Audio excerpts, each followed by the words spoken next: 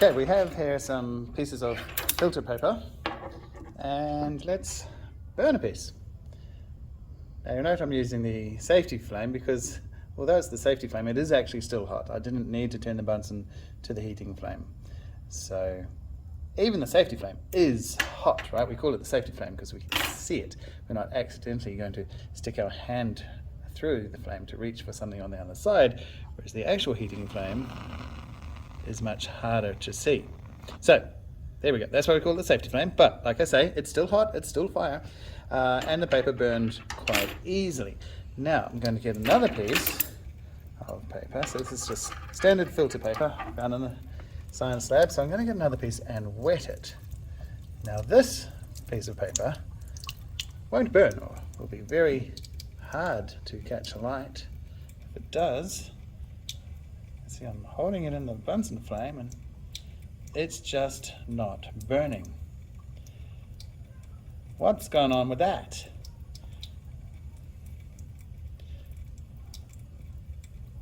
No, it's not. It's not going to burn.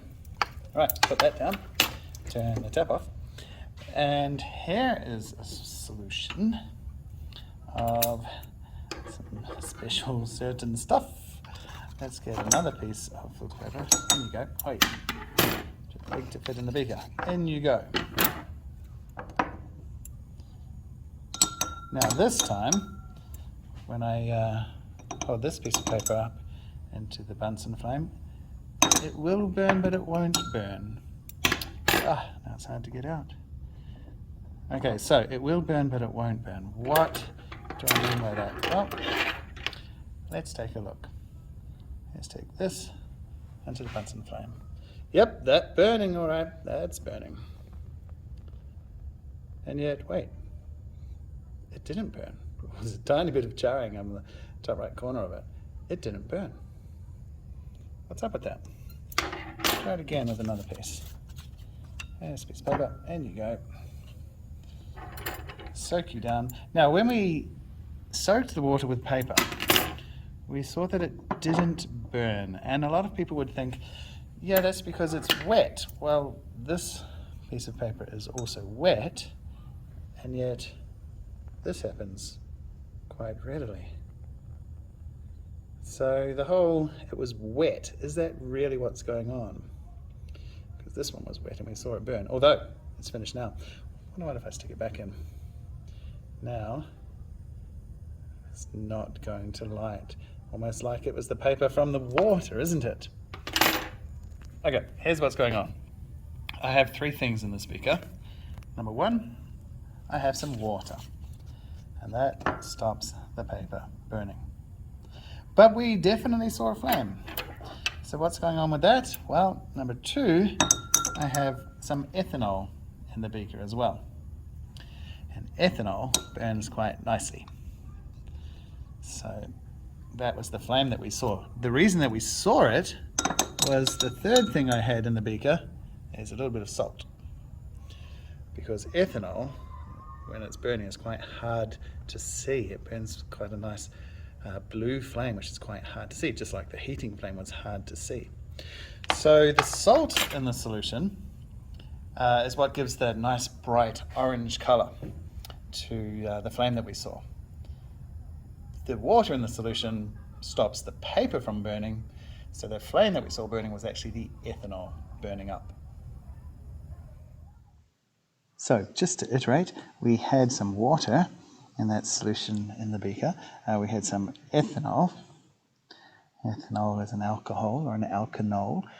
Organic chemists will call it an alkanol. General people will call it an alcohol.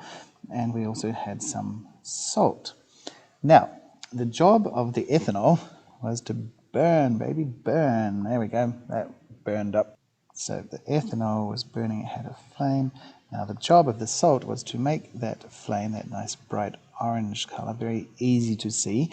Otherwise ethanol burns with somewhat blue flame, much harder to see.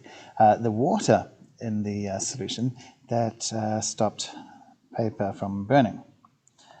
Okay, it stopped the paper from burning. Now, why? Why did the water stop the paper burning? Well, as mentioned in the video, a lot of people would say because it was wet. That's actually not what's going on. What is going on is that water has a very high, what we call specific heat capacity. Sometimes people just say specific heat capacity. Now, the symbol for this is C. What is specific heat? Well, essentially, it's how good is something at absorbing heat. Technically, it's the energy you need to put into a substance to raise the temperature of a certain mass of that substance by 1 degree. So, let's just look at the specific heat for water. It's 4.184 joules of energy for every gram for every degree Celsius, right? So 4.184 joules per gram per degree Celsius. What this means is if you had 1 gram of water, a gram of water is a mil, so you had 1 milliliter, 1 gram of water, and you wanted to increase the temperature by 1 degree Celsius, you would have to put in 4.184 joules of energy. Now, 4-ish, or a bit more than 4 joules of energy may not sound like much, but in terms of specific heat capacity, this is actually really high. Water has like the 3rd highest heat capacity of any substance. That's actually a lot, even though that number doesn't look very much. That's actually a very high specific heat capacity. So this basically means that water is really, really good at absorbing heat energy. And it's for this reason that the paper didn't actually burn. Not because it was wet, but because the water was actually absorbing the heat energy. So there wasn't enough heat energy to reach the temperature required to start the paper burning. Don't forget to hit the like button. Yeah, and subscribe too. It's up here. And here's another video.